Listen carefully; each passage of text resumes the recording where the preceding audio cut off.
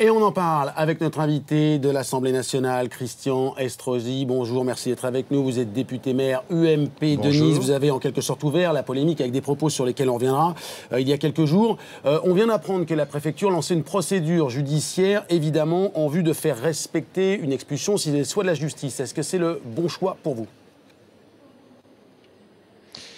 Vous me parlez de quelle préfecture? La préfecture pour l'affaire d'Herbignac. Pas qui vous concerne évidemment directement. Ah, très bien. Non, parce que je peux vous faire part de ma propre expérience. Bien sûr, Je ne sais pas d'ailleurs pourquoi. Je ne sais pas pourquoi on nous parle de polémique. Moi, simplement, depuis l'année dernière où le gouvernement socialiste n'apporte plus son soutien et son aide aux maires de France lorsqu'il y a des gens du voyage qui rentrent par effraction sur des terrains publics ou des terrains d'autrui, eh bien, j'applique tout simplement la loi de sécurité intérieure de 2003, dont j'étais moi-même le rapporteur à l'Assemblée nationale. Et c'est simple, vous rentrez par effraction, ça n'est pas faire de discrimination quelconque, comme tout citoyen français, quand on rentre par effraction, c'est un acte de délinquance. On doit donc engager à la fois des procédures pénales, des procédures civiles, des procédures administratives pour faire comprendre à ces gens qu'ils ne sont pas les bienvenus dès lors qu'ils ne respectent pas les droits et les devoirs de la République française. C'est ce que j'ai mis en œuvre en faisant des saisies conservatoires de tous les véhicules. Vous savez, ces grosses et belles voitures que beaucoup de Français n'arrivent pas à se payer eux-mêmes.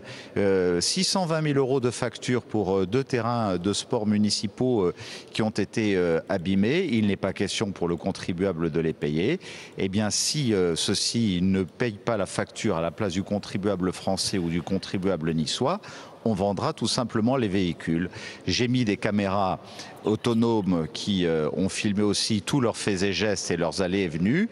Et tout ça m'a permis tout simplement de les faire partir en moins de 24 heures, là où ils avaient juré ne pas accepter de quitter ces terrains sous 3 semaines. Je crois qu'il n'y a qu'une solution qui paie, c'est la fermeté.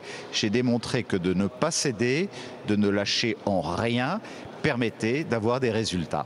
Christian Estrosi, vous dites que le gouvernement ne fait rien. Ce n'est pas ce qu'a dit encore Manuel Valls ce matin, qui a soutenu le maire de Guérande, qui a donc démissionné et qui a promis d'agir pour les campements illicites. Oui, je vous dis simplement que lorsque j'ai été confronté à 150 caravanes et véhicules qui ont envahi des terrains municipaux qui venaient d'être refaits à neuf et qui priveront les gamins de ma ville de pouvoir jouer au foot et au rugby à la prochaine rentrée, j'ai sollicité par l'intermédiaire du préfet, Monsieur Valls, pour qu'il mette à ma disposition les forces de l'ordre nécessaires dans le délai des 48 heures prévues par la loi pour qu'on puisse procéder aux expulsions nécessaires. Cela m'a été refusé par le gouvernement socialiste. Je me suis retrouvé seul. J'ai dû aller discuter seul. J'ai même proposé un compromis puisque j'ai une aire d'accueil qui pouvait en accueillir 50 d'entre eux. Et ils ont refusé cette aire d'accueil. Ils ont persisté, ils ont dégradé, ils ont voulu se brancher sur les systèmes d'arrosage et sur les poteaux d'éclairage public, sur le dos du contribuable. Ça s'appelle ne pas respecter les devoirs de chaque citoyen dans notre pays. À partir de là, eh bien, je crois qu'il doit y avoir une équité entre chaque citoyen. Les droits et les devoirs doivent être les mêmes. Mais Christian Estrosi, citoyen franchit la ligne jaune de 5 cm, il est interpellé et il est condamné, poursuivi. Eh bien, lorsque l'on rentre avec une pince Monseigneur par effraction sur un terrain de foot et que l'on bousille ce terrain de football, qu'on empêche des gamins de pouvoir s'y épanouir, c'est une effraction, c'est un acte de délinquance et il doit être poursuivi de la même manière. Je regrette que le gouvernement n'agisse pas de la sorte. Ce que certains vous reprochent, ce n'est pas de faire respecter la loi.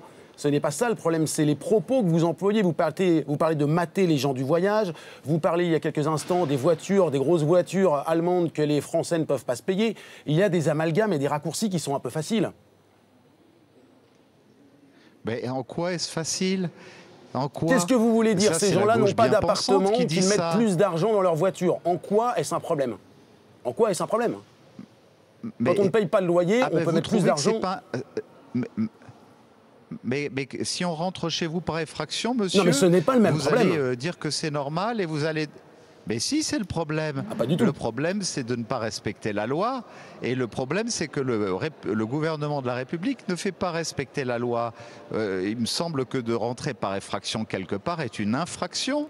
C'est un délit. C'est un comportement de délinquant. Et de dire cela, est-ce que c'est un élément de discrimination? Est-ce que c'est une insulte à qui que ce soit?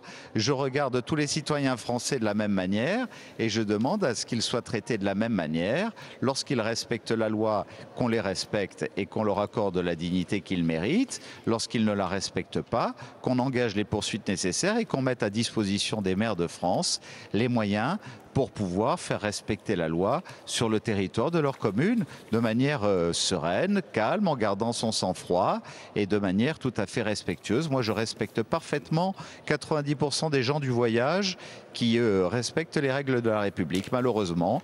Et il y en a qui déboulent dans les communes en pleine nuit, qui envahissent les terrains de football. C'est vrai à Guérande aujourd'hui et je soutiens mon ami Christophe Priou. C'est même vrai sur le terrain de foot de Montpellier. Allez interroger monsieur Nicolin qui se fait beaucoup de soucis pour savoir dans quelles conditions l'équipe de Montpellier va pouvoir jouer à la prochaine reprise de la Ligue 1 de football.